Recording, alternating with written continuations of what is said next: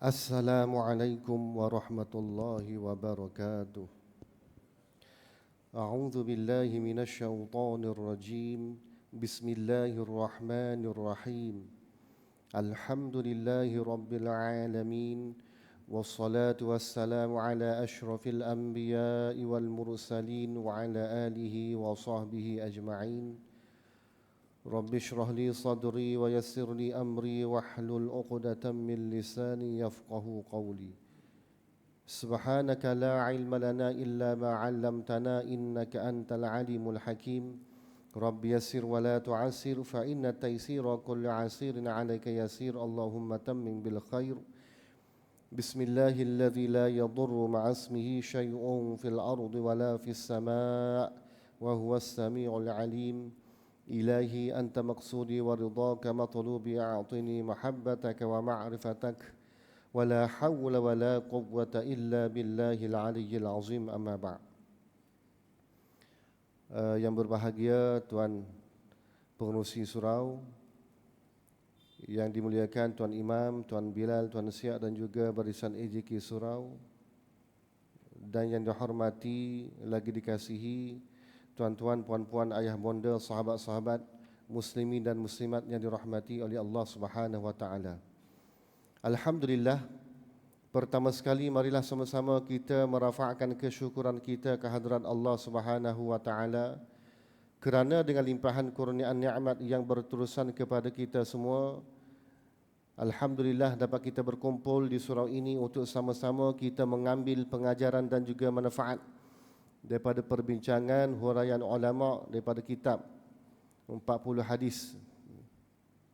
Mudah-mudahan ilmu yang kita pelajari dapat kita amalkan dan juga dapat kita sampaikan kepada orang lain insya-Allah. Baik, wa qala al-musannif rahimahullahu taala wa nafa'ana wa iyyakum bi'ulumihi fid darain amin. Muka surat 168, terjemahan Jawi, yang Jawi. Di bawah hadis yang ke-9. Hadis riwayat daripada Abu Hurairah radhiyallahu anhu pada perbincangan huraian yang kedua, kebinasaan, oleh banyak pertanyaan dan perselisihan terhadap nabi-nabi. Kata pengarang kitab, kemudian pada hadis tersebut Rasul menerangkan sebab kebinasaan orang-orang yang terdahulu, iaitu sesungguhnya telah binasa orang-orang yang sebelum kamu, iaitu orang-orang yang terdahulu daripada kamu, kerana banyak pertanyaan mereka dan perselisihan mereka terhadap nabi-nabi mereka.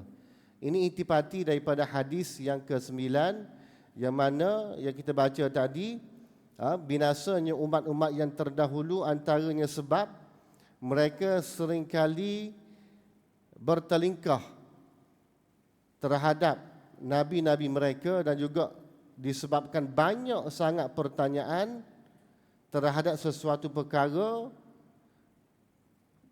Jadi disebab itulah mereka menjadi binasa.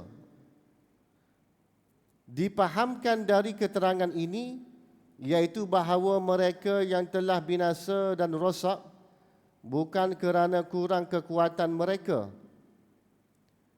tetapi kerana banyak sangat pertanyaan yang sengaja mereka ada-adakan. Banyak pertanyaan. Nabi sebagai contoh, Nabi suruh mereka korbankan seekor unta. Contoh. Ataupun lembu betina, lembu. Maka banyak pertanyaan. Banyak dalih. Jadi kasratus soal makruh. Banyak pertanyaan ni yang tidak tentu kalu ni dia jadi makruh. Sebab itulah antara adab kita belajar ni, muslimin-muslimat yang dirahmati oleh Allah, kita boleh bertanya. Tapi bertanya yang pertama, persoalan tadi berkaitan dengan tajuk yang dibacakan ataupun yang dibahaskan. Jangan pula ustaz cerita bab air mutlak, tiba-tiba kita pergi tanya tentang lain. Itu menyalahi adab orang yang belajar agama. Nak tanya hal lain, dia sesi lain.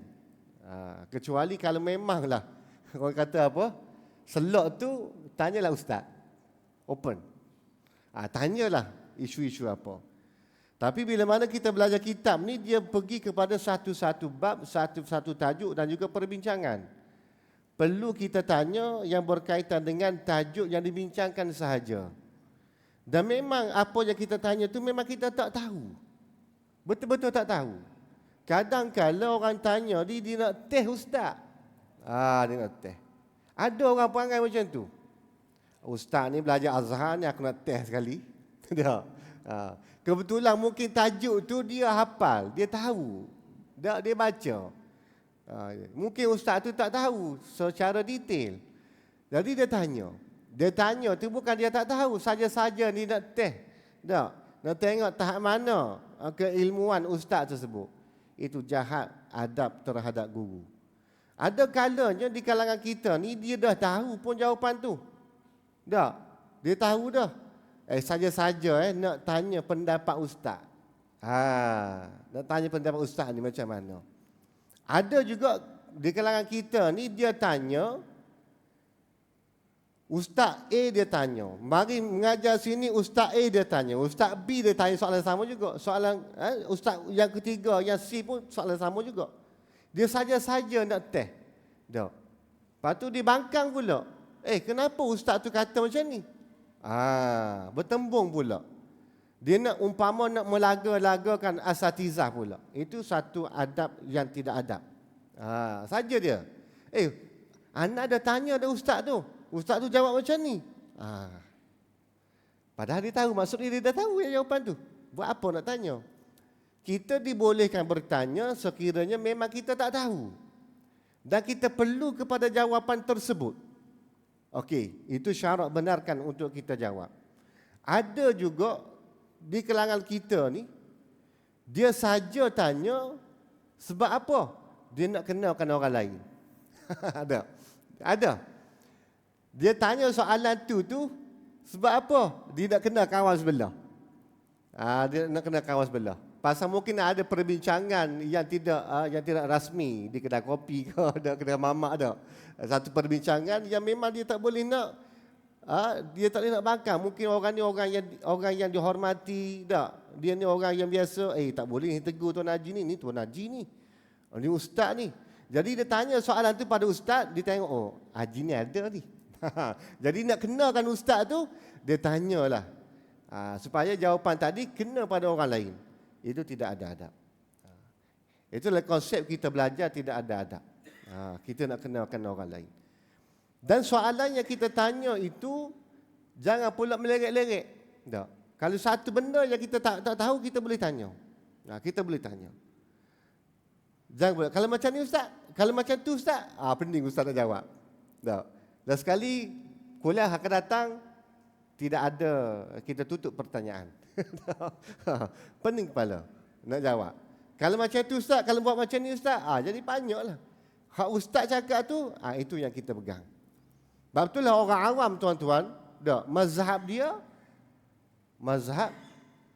dia adalah mazhab Tok Peti dia, mufti dia. Orang awam ni dia tak perlu pegang kepada banyak-banyak mazhab. Dan dia tak perlu pegang kepada banyak-banyak pendapat. Satu pun cukup bagi dia. Dia orang awam. Mufti dia kata macam ni, pegang cukup. Tak. Mufti kata bersentuhan antara lelaki dengan perempuan. Dalam mazhab kita Syafi'i, kulit ke kulit batal. Walaupun suami isteri. Pegang hak tu cukuplah. Itu mazhab orang awam. Dia tak perlu kepada ada pendapat daripada Imam Hanafi, Imam Maliki, Imam Ahmad bin Hanbal, tak perlu. Dia pegang kepada mazhab Tok Peti dia. Cukup kepada orang awam. Sebab tu patutnya orang awam dia tidak berlaku talfiq. Dia tidak berlaku sebenarnya kepada orang awam ni, dia tidak berlaku talfiq. Campur gaul mazhab. Yang campur gaul mazhab ni orang yang belajar sikit-sikit. Hak berasa dia ada ilmu, Dia pergi mengajar sini, dia pergi mengaji sini, dia pergi mengaji situ sikit, dia cedok situ sikit, dia tengok YouTube sikit. Dia tengok TikTok sikit, mengajar sikit-sikit, potong seminit dua. Hak jenis macam ni bahaya. Bahaya sebab apa? Dia akan berlaku talfik. Dia campur gaul mazhab. Menyebabkan dia ni, itu mazhab dia ni. Nak kata Syafi'i tak juga, nak kata mazhab Maliki tak juga, nak kata Hanafi tak juga. Nak kata mazhab Hanbali tak juga. Pasal tu mazhab dia campur. Dia campur. Ini bahaya. Orang awam dipegang mazhab mufti dia macam tu ya. Mufti Syafi'i, okey. Kita belajar asas-asas dalam agama tentang ilmu fiqh. Kita pegang tu cukup bagi orang awam. Cukup untuk beramal. Untuk beramal. Baik, muslimin dan muslimat yang dirahmati oleh Allah Subhanahu wa taala. Berkaitan dengan pertanyaan ini, itulah yang menjadi sebab Bani Israel dan juga umat-umat terdahulu bercanggah dengan nabi-nabi mereka. Nabi mereka kata begini, tak boleh tangkap ikan. Tak boleh tangkap ikan hari Ahad. Sabtu hari Ahad. Sabtu. Tapi dia tak tangkap ikan hari Sabtu. Dia pasang jala. Dia panggil apa? Pukat. Dia pasang pukat hari Sabtu. Dia pergi tangkap ikan hari Ahad. Dia sepelek. Jadi ujian bagi mereka. Bila mana Nabi mereka kata tak boleh tangkap ikan hari Sabtu, banyak pula ikan timbul hari Sabtu. Jadi dia buat macam mana? Dia bagi sepelek sikit. Buah kilah dia kata dia tak tangkap ikan, tapi dia likung, pasang pukat. Kena ikan hari tersebut, tapi dia pergi ambil hari Ahad. Menyebabkan mereka ini binasa. Kerana mereka ni tidak dengar orang kata apa? Wahyu dan juga arahan daripada nabi-nabi mereka.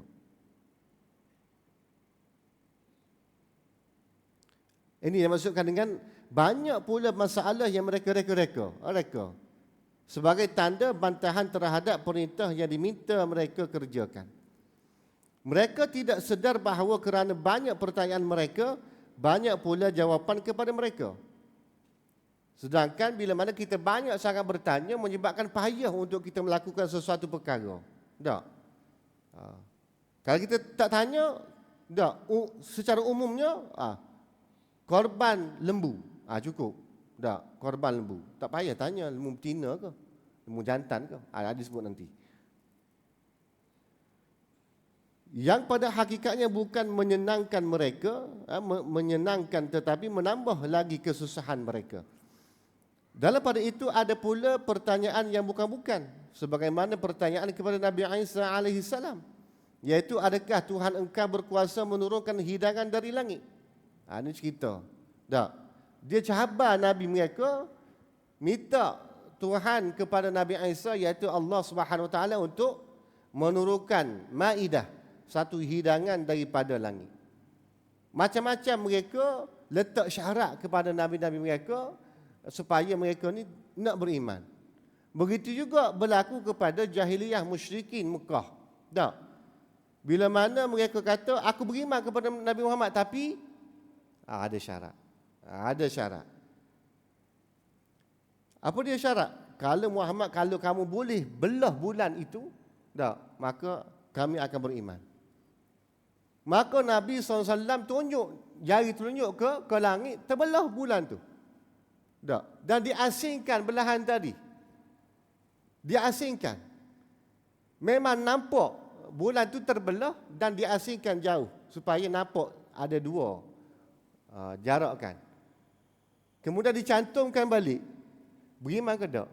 Tak juga. Tak ringan juga. Muhammad sahir, penyihir. Anta sahirun mubin, penyihir yang nyata. Tak beriman juga tuan-tuan, buat macam mana pun tak. Dia kata tu adalah sihir mata. Lepas tu kita nampak macam terbelah. Dia tuduh kepada Nabi Muhammad penyihir pula. Jadi akhir sekali, adakah mereka beriman? Tidak juga beriman kepada Nabi kita sallallahu alaihi wasallam.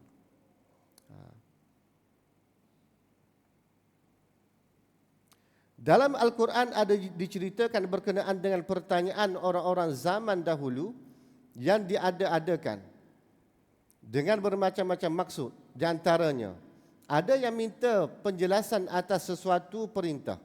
Tak. Mereka tidak hendak melakukan perintah itu selagi belum diberi penjelasan satu persatu. Ada juga. Kenapa kena buat macam ni? Kenapa tidak buat macam tu? Dia berdalih pula. Mereka tidak hendak melakukan perintah itu sebenarnya selagi belum diberi penjelasan satu persatu sebagaimana yang pernah berlaku pada kisah Baqarah, lembu betina yang diperintah kepada Bani Israel untuk disembelih kerana suatu sebab yang tertentu. Menurut asal perintah, mereka boleh sembelih mana-mana lembu yang mereka dikehendaki. Nabi mereka kata sembelih lembu. Cukup, umum. Tak perlu tanya lembu tu betina ke jantan ke, warna hitam ke, warna kelabu ke, warna coklat ke. Tak. Lembu tu lembu dara ke, lembu monopause ke, lembu janda ke, tak perlu tanya. Tak perlu tanya. Tapi mereka tanya. Akhir sekali menyulitkan mereka juga untuk melakukan sesuatu ibadah tersebut. Tak. Tanya, banyak tanya. Jadi banyak bertanya-tanya ni dan diada-adakan pertanyaan itu yang tidak perlu. Itu dilarang di sisi agama. Dilarang di sisi agama. Jadi bila mana kita dapat satu perintah, kita buat saja. Sami'na wa ata'na. Bila kami dengar, kami buat, kami taat. Cukup. Tak perlu berdalih-dalih. Tanya lebih detail menyebabkan kita juga payah untuk melakukan sesuatu ibadah. Jadi begitu juga kita spesifikkan sesuatu benda itu tidak disukai oleh Nabi sallallahu alaihi wasallam. Tak, umpama kita doa secara spesifik. Tak, kita doa tu spesifik. Ada satu cerita benar tuan-tuan. Tak. Sahabat pada sahabat Ana. Dia ni tak berkahwin. Dah umur dah 30 lebih dah tak berkahwin. Bila balik kampung, mak duk tanya, "Mu ni bila nak menikah? Tak ada kan perempuan mak nak masuk minta ni. Umur dah lanjut dah 30 lebih mu tak kahwin-kahwin." Dah. Harta ada, kerja pun okey. Dah. Bapa payah sangat nak cari pasangan ni. Balik tanya gitu lagi. Jumpa sepupu tanya lagi. Jumpa mak saudara tanya. Tanya benda hak sama. Stres. Dah. Appetition. Dia pun pergi Mekah. Dia dapat rezeki, dia buat umrah. Bila berada di hadapan Kaabah ni, dia berdoa pada Allah Ta'ala. Dia berdoa tu, "Ya Allah, kurniakanlah kepada aku isteri hak comel, hak cantik dan pandai memasak." Dia spesifikkan perempuan hak dia nak. Bila dia balik, tuan-tuan, balik ke tanah air, tak lama makbul doa dia dapat seorang perempuan yang betul comel dan pandai memasak. Kahwinlah dua tu. Bila kahwin dua tu, tuan-tuan, rupa-rupanya betul. Hak dia minta tu memang Allah Ta'ala bagi. Kamu minta macam tu, aku bagi macam tu lah. Nak kerja pun tak pandai, nak bergaul dengan masyarakat pun tak pandai. Dia dapat begitu. Adalah sebab-sebab berlaku tu. Antara sebabnya bila dia habis belajar, mak dia sakit, dia tak kerja, dia tak bergaul dengan orang, hari-hari dia duduk jaga mak dia. Dia comel ni benda-benda yang kata apa? Benda yang subjektif lah. Tak boleh kita nak tentukan. Ada orang tu disuka jenis wanita hak gemuk sikit, hak gepar. Ada orang tu dia tak suka hak kurus sangat. Tak, macam-macam jenis lah. Ada yang suka hak ide kepek, ada suka ide macung, ada suka hak ada lesung pipit, ada suka hak jenis putih, jenis apa sawo matang, jenis hitam apa panggil hitam manis. Jadi benda yang subjektif yang kita tak boleh nak terangkan.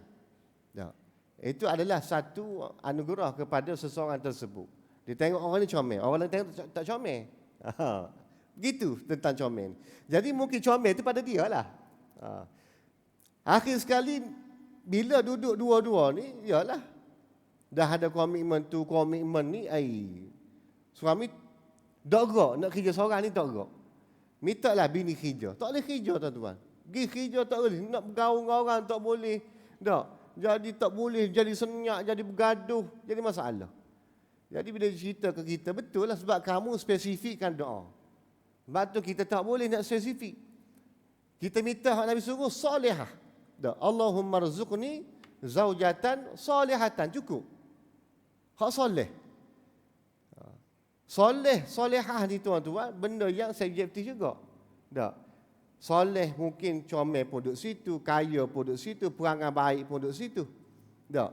Pasal comel tu subjektif. Ada tu orang tu tengok jenis hitam ni dia berkenan. Comel bagi dia. Jadi bila mana kita minta sesuatu itu secara umum, Allah Ta'ala akan bagi kepada kita mengikut kehendak dan juga kemampuan kita. Jadi sesuai. Minta yang solehah. Hak penting. Lepas tu nak capur sikit-sikit boleh lah. Tapi jangan tinggal hak umum tu. Jangan hak spesifik saja. Minta hak kaya, hak comel je. Tapi akhlak out. Akhlak out. Kahwin setahun lebih nak dakwah supaya pakai tudung tak boleh. Tak boleh pakai tudung. Tak. Ada begitu. Tak apa lama selu-selu, koh-koh. Bila koh-koh, setahun lebih ni tak boleh lagi nak dakwah supaya isteri tutup aurat. Ada juga. Hak tang lain lebih dia belaka. Hak pandai masuk, pandai layan suami dak. Tu bagus. Tapi tang tutup aurat tak boleh tutup aurat. Jadi payah. Jadi kita minta solihah, maka lengkaplah bagi kita. Allah Ta'ala dah tahu dah. Itulah yang Nabi suruh kita minta. Jadi jangan kita duduk minta benda yang spesifik. Kalau kita nak minta apa dia? Nak minta pasal tadi pasal bini. Tak. Pasal kereta pun begitu juga. Kita ni tak ada kereta, minta Allah Ta'ala bagi kereta barulah. Cukup. Jangan spesifik. Tak. Kereta ni mesti kereta X70. Tak. Warna pula warna putih.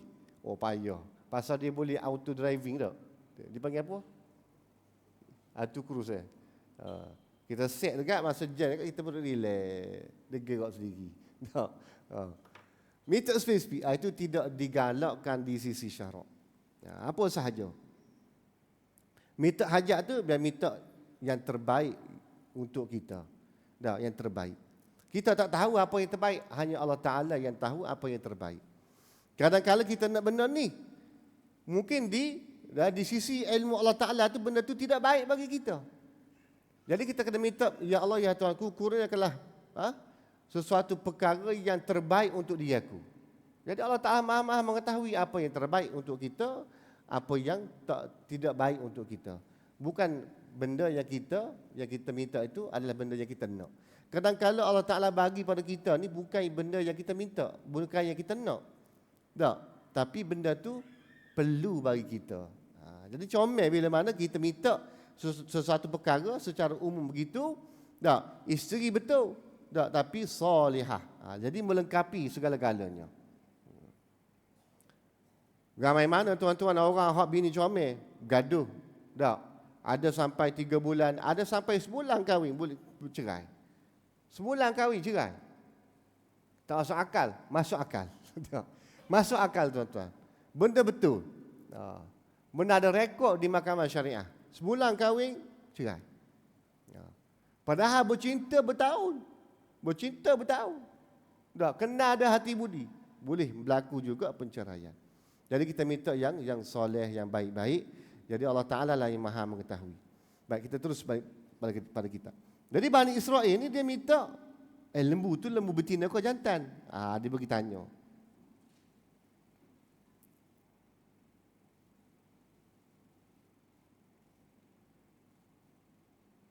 Mana tadi?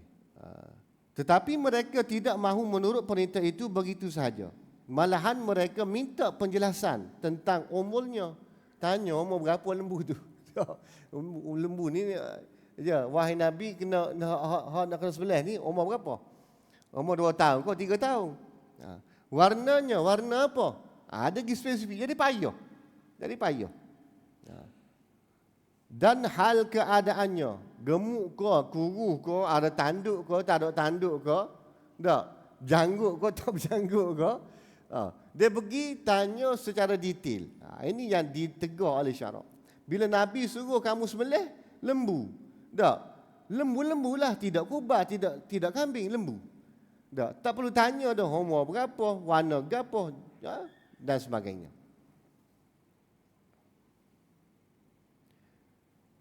Dengan demikian mereka sendiri menyusahkan diri mereka kerana lembu yang dikehendaki tidak mudah didapati, melainkan seekor sahaja dan harganya sangat mahal, iaitu seberapa banyak ketum emas yang dapat diisi dalam kulitnya. Namun demikian mereka terpaksa juga membelinya untuk disembelih. Akhir sekali menyusahkan mereka. Tak, cari benda lembu betina pula hak mahal. Sedangkan benda syarak tu bawa pada mereka mudah. Juga menurut sebagaimana yang disebutkan dalam hadis, kebinasaan mereka adalah kerana perselisihan terhadap nabi-nabi. Ada sahaja yang tak kena di hati mereka. Bagaimanapun jujur pimpinan untuk membawa mereka ke jalan yang betul, mereka tetap juga membantah, menyalahi dan menentang dengan perkataan yang tak sopan dan dengan perbuatan yang kasar lagi kejam. Ini semua adalah gejala-gejala yang menyebabkan mereka kufur dan musnah. Jadi bantah. Kenapa Nabi buat gini, tak buat begitu? Banyak pertanyaan. Tak boleh ke buat begitu? Anda rasa kalau buat begitu ni lebih baik. Bercanggah dengan arahan ataupun wahyu daripada Nabi. Banyak soal. Banyak soal sangat. Jadi banyak kena. Kita bukan serabut juga kalau orang tu jenis banyak tanya sangat. Tak. Ustaz, anda ada 5 soalan. Oh. Tak pening ustaz nak jawab. 5 soalan. So soalan pula dia pergi kona kau ni lepeh kau tu dak U-turn balik nak bui soalan tu.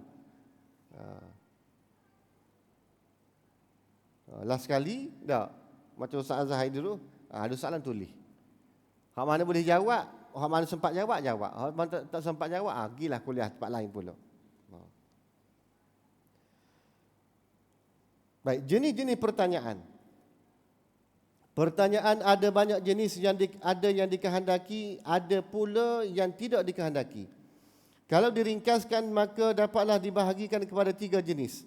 Pertanyaan orang yang tidak tahu akan jawapan agama seperti berwuduk, sembahyang, puasa dan lain-lain dari hukum yang wajib diketahui dan dipelajari untuk diamalkan.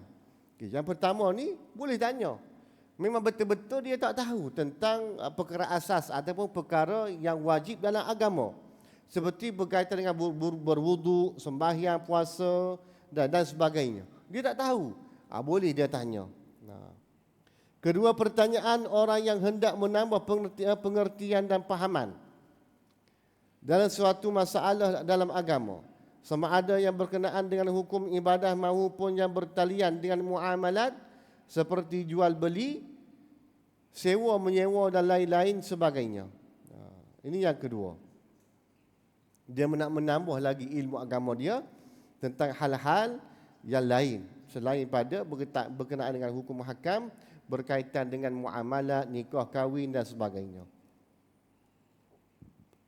Ada setengah orang tu dia bila dia melafaz, bukan melafaz, dia tulis WhatsApp cerai kepada isteri dia dalam WhatsApp tu. Kalau ikut fatwa kinayah lah, perlu dikonfirmkan balik ataupun di mahkamah akan tentukan balik. Jadi dia rujuk, dia tak tahu, dia pergi pejabat agama. Dia kata ni saya ni dah tulis lafaz cerai kepada isteri dalam WhatsApp. Macam mana ustaz? Dia pergi pejabat agama. Ini cerita betul. Ustaz tu kata hal-hal berkaitan dengan lafaz ini perlu diputuskan oleh mahkamah, bukan oleh pejabat agama. Dia marah ke ustaz tu? Ustaz apa tak boleh jawab? Dia marah balik ustaz tu. Tak. Ustaz apa benda macam ni pun tak boleh jawab? Kerja pejabat agama. Dia bawa kita balik. Dia tak tahu undang-undang, kalaulah kita terlafaz cerai kepada isteri, pejabat agama tak boleh buat keputusan. Dia kena pergi ke mahkamah, isi borang dan sebagainya. Mahkamah akan panggil dua-dua untuk mendengar keterangan. Kemudian mahkamah akan putuskan sama ada jatuh ataupun tidak. Betul. Itu kaedah dia.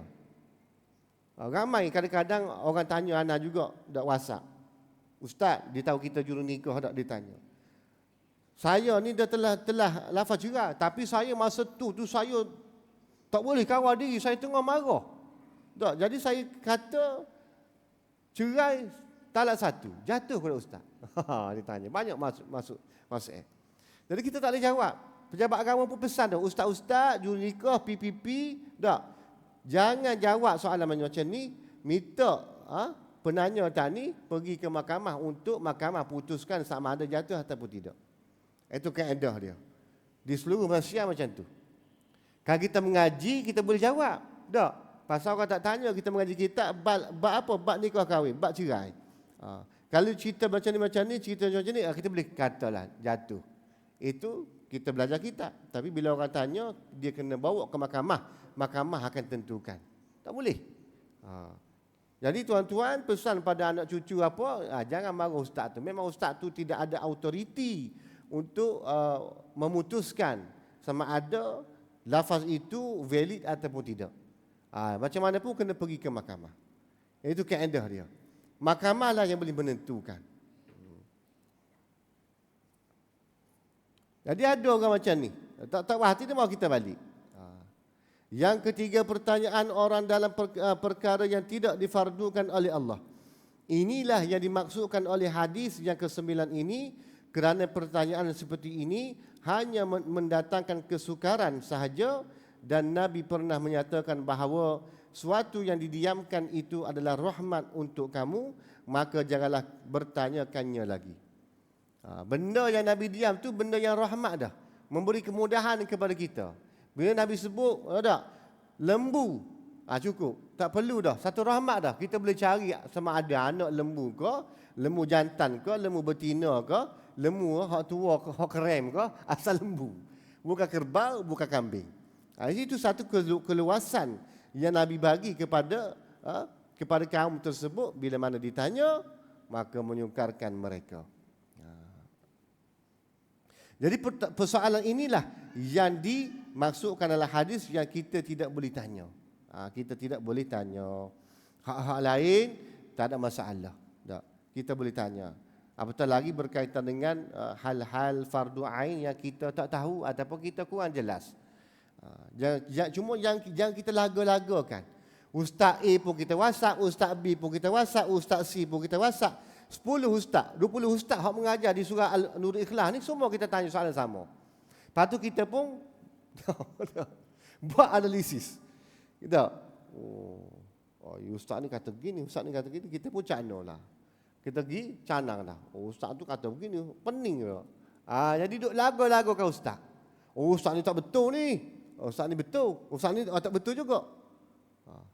Jangan begitu tuan-tuan. Kita kena tanya, kita kena tahu pertama sekali ustaz tu bidang dia apa? Bidang dia ni tasawuf. Sesuai kita tanya tentang tasawuf. Jangan pula ustaz ni bidang dia fiqh, kita pergi tanya tasawuf. Bidang hadis kita pergi tanya tasawuf. Jangan. Ustaz ni bidang hadis, sesuai tanya hadis. Ustaz ni bidang fiqh, sesuai tanya fiqh. Ustaz ni tafsir, sesuai kita tanya hal-hal berkaitan dengan tafsir. Jadi kita kena tahu dah tempat mana, ustaz mana untuk kita tuju. Jangan kita duk sembrono, kita duk tanya je. Jadi itu satu benda yang tidak sihat dalam masyarakat kita, yang perlu kita perbetulkan. Lagi-lagi hal fiqh ni dia luas. Tak. Ustaz ni kata batal, ustaz ni kata tak batal. Tak. Pening. Ustaz ni kata tak apa, ustaz ni kata tak boleh. Jadi pening. Dan memang dalam perbincangan ada, bukan perkara perkara yang qat'i, yang furu'.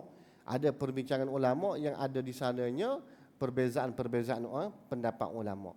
Dalam mazhab kita sendiri pun sama juga. Sayyidina Ali telah berkata bahawa sewaktu turun ayat walillahi 'alan nasi hajjul baiti man istata'a ilaihi sabila, yang maksudnya menyatakan bahawa siapa yang berkuasa pergi ke Baitillah, wajiblah ia mengerjakan haji.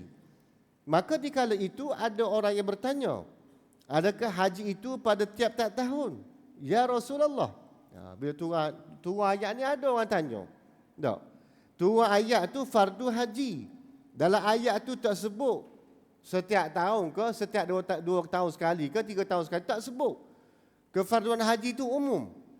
Maknanya wajib sekali dalam hidup kita. Cuma tidak ditentukan berapa kali dan sebagainya. Maka ada orang tanya. Okay, baik, kita bagi laluan pada azan dulu.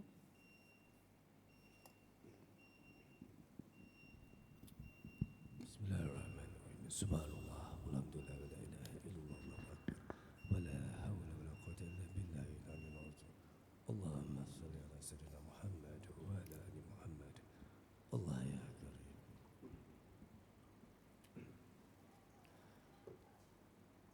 Allahu akbar, Allahu akbar. Allahu akbar, Allahu akbar. Asyhadu an la ilaha illallah.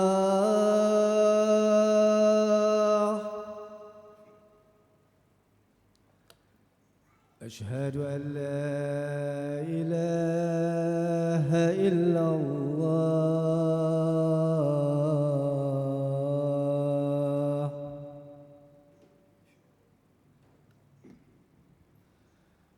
أشهد أن محمد رسول الله.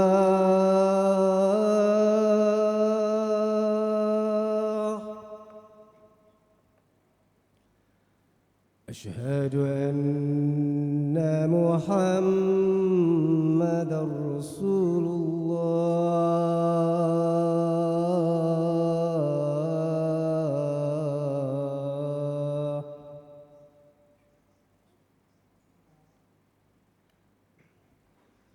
هيا على الصلاة.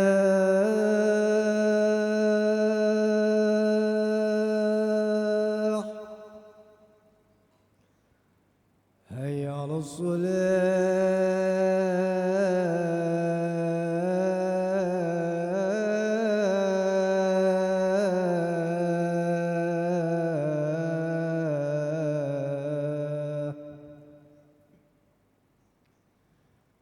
هيا على الفلاح.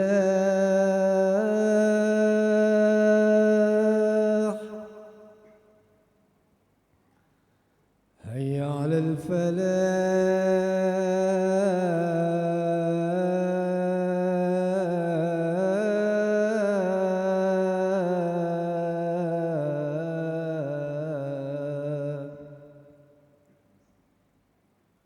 الله أكبر، الله أكبر.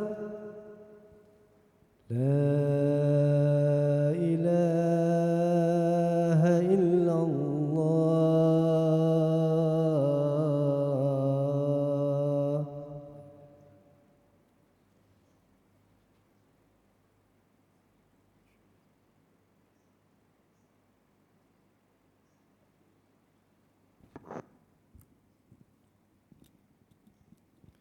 Bismillahirrahmanirrahim. Baik, muslimin dan muslimat yang dirahmati oleh Allah.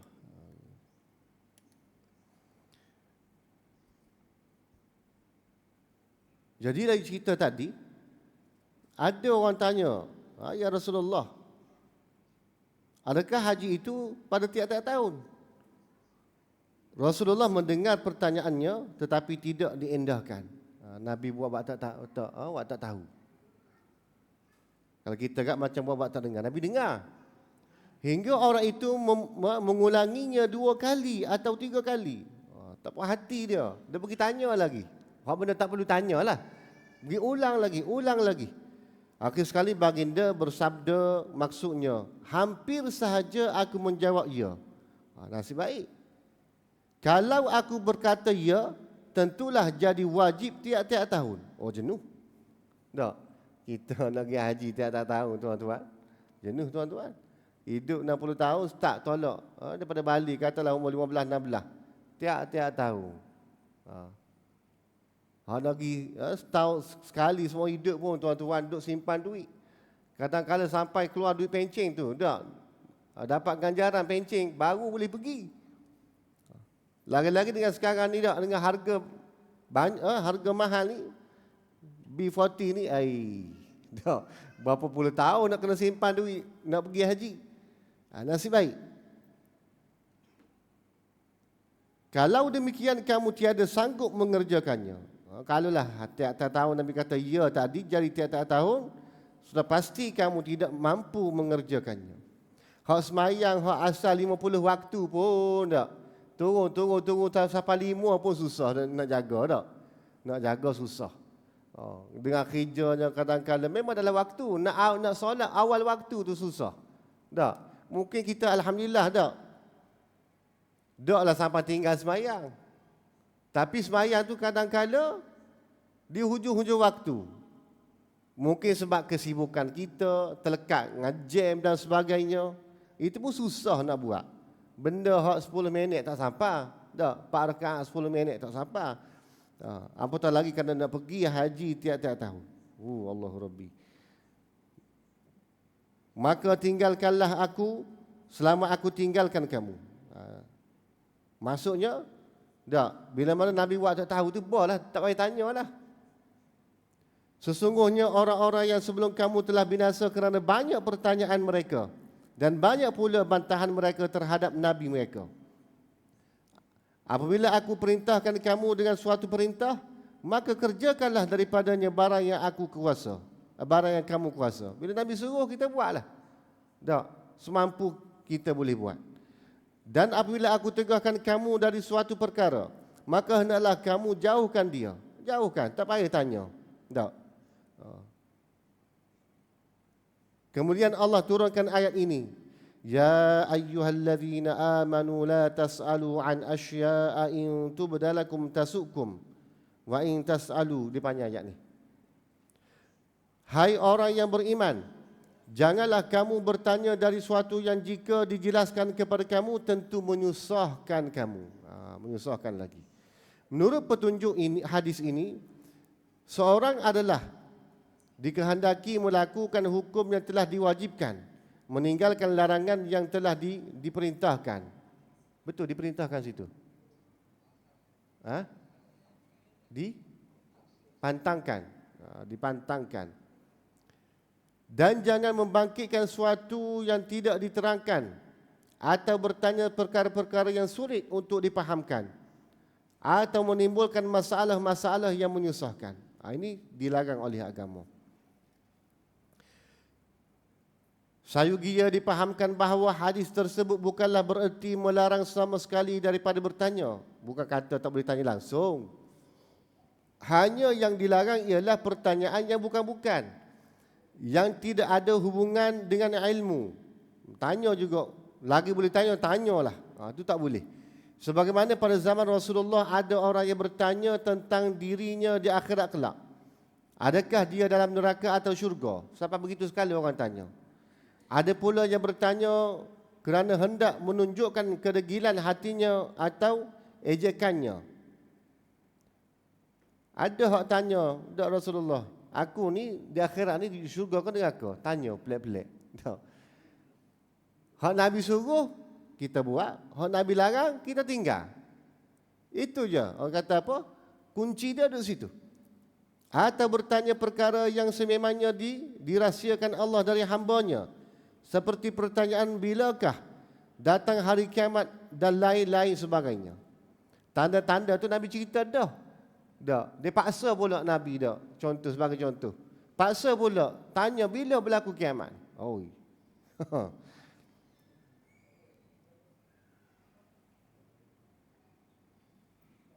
Hak paling teruk bila mana kalau ustaz tu tak boleh jawab, dia pelekeh pula ustaz tu. Allah, ustaz ni benda macam ni tak boleh jawab. Padahal dia ni pegawai agama, duduk bahagian nikah cerai. Kita tanya, jatuh tak boleh jawab. Dia mau kita balik. Aduh, macam-macam lah. Waktu orang hak kerja kaunter ni memang macam Piramli kata lah. Kerja tu tahan maki. Tahan maki. Orang kaunter ni, duduk di kaunter ni memang dia kena tahan maki. Kadang-kadang kena bantai lah, kena menyopoh, kena maki. Kalau jenis panah barang tak boleh. Tak boleh. Asyik nak bertumbuk lah.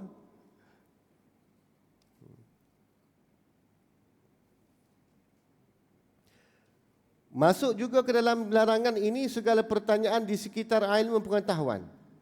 Tetapi orang yang bertanya itu bukan untuk menambah ilmunya atau untuk beramal, malahan untuk bermegah-megah atau untuk bertengkar-tengkar. Bermegah-megah. Kadang-kadang ustaz tu jawab dah 3 patah, faham dah. Oh, dia pergi hurai balik. Ustaz, anda nak hurai lagi boleh? Tak. Ustaz jawab tu, anda nak hurai lagi. Kita panggil dia mari depan lah. Tak, kita bagi mikrofon ni biar saya jadi murid pula. Tak, gitu yang mudah. Huraikan lagi. Ada jenis orang macam tu. Bukan untuk menambah ilmu, tak, ataupun amal, bahkan untuk bermegah-megah dan bertengkar-tengkar.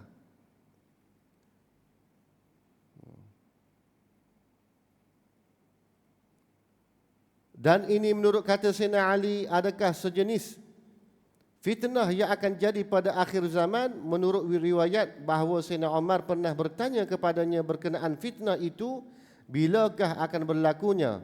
Ia menjawab, apabila seseorang mempelajari. Erti mempelajari di sini, kita footnote dia, mendalamkan pengertian dalam perkara ilmu pengetahuan. Bukan kerana agama, belajar bukan kerana amal, dan mencari dunia dengan amal akhirat. Menggunakan agama untuk kepentingan duniawi. Guna agama untuk kepentingan duniawi. Dia datang, contohlah, kena pada contoh. Seorang asatizah, kena juga kalau kita ustaz pun mari mengajar bukan kerana Allah Ta'ala, kerana nak habuan dunia, kena juga. Begitu juga orang mari belajar ni, talib ilmi mari belajar bukan kerana nak tahu ilmu, bukan nak mendalami agama. Tak. Belajar tu untuk bermegah-megah, untuk dapat ilmu, untuk bertengkar di media sosial dan sebagainya. Ada juga, aku nak belajar ni, kurang-kurang aku target nak jadi hebat, contoh. Tak, sebagai macam Super Zakir Naik, hebat. Tak bagus, tapi niat tak betul. Niat dia tu balik pada niat mempelajari ilmu bukan kerana Allah Ta'ala, kerana nak jadi hebat. Kerana nak jadi hebat. Itu yang dilarang oleh agama. Adapun kalau kita nak belajar ilmu, batu tok guru kita, tok guru pondok pesan, kita belajar ilmu ni, kalau orang tanya belajar ilmu pasal apa ni, kamu belajar ni, habis satu kitab, kulit ke kulit, mengaji lagi. Umur 65 mengaji lagi. Tak puas ke mengaji ni? Bila orang tanya, kita kena jawab apa? Aku mengaji ni aku nak menghilangkan kejahilan yang ada pada diri aku. Itu jawapan yang bagus. Jawapan yang tidak riak, jawapan yang tidak ego. Nak menghilangkan kejahilan yang aku ada. Lepas aku mengaji lagi. Dah, ilmu Allah Ta'ala ni tak habis, tuan-tuan. Tak habis. Mengaji lagi. Itulah bahasa yang perlu kita guna. Aku nak jadi alim ni, kurang-kurang aku dapat jadi mufti, tak apa dah. Mufti tak apa dah. Dah lari dah tu. Niat dah lari dah. Jadi bila belajar juga, mungkin dia dapat jadi mufti, tapi tak ada barakah ilmu. Tak ada barakah ilmu. Ilmu dia ada jadi fitnah, dan juga tujuan dia untuk bertengkar. Untuk bertengkar. Cabar orang tu buat debat. Cabar orang ni buat debat. Cabar ustaz tu. Cabar ustaz ni. Bahasa debat ni kasar. Muzakarah ilmu. Muzakarah ilmu. Tak kira lah atas nama apa sekalipun. Tapi nak tunjuk, ustaz ni salah ni. Nak berdebat juga. Jadi berdebat ada kalanya dilarang. Kenapa? Kerana dia boleh merosakkan hati. Mujadalah ni Imam Ghazali sebut, dia boleh merosakkan hati. Boleh jadi dia dalam keadaan betul. Tak? Dia berhujung-hujung, aku boleh jawab. Kalah ustaz tu. 1-0. Tiba mari rasa megah. Habis. Sebab itulah kita ada ilmu, belajar ilmu, jadilah seperti resam padi. Makin gemuk, makin masak, makin tunduk. Mudah-mudahan kita berhenti situ dulu. Mudah-mudahan sedikit perkongsian ini pada malam ini dapat memberi inspirasi kepada kita untuk kita terus berada di majlis ilmu, dan kita perbetulkan niat setiap hari belajar ilmu, buat amal ibadah ni hanya semata-mata kerana Allah Subhanahu wa taala. Wallahu a'lam bissawab.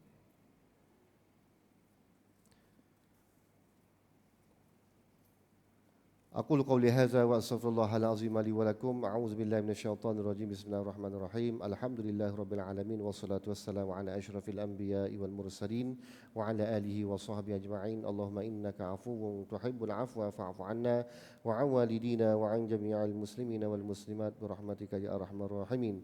اللهم فقهنا في الدين وعلمنا التأويل. اللهم ارزقنا فهم النبيين وحفظ المرسلين وإلهام الملائكة المقربين والحمد لله رب العالمين. والسلام عليكم ورحمة الله وبركاته.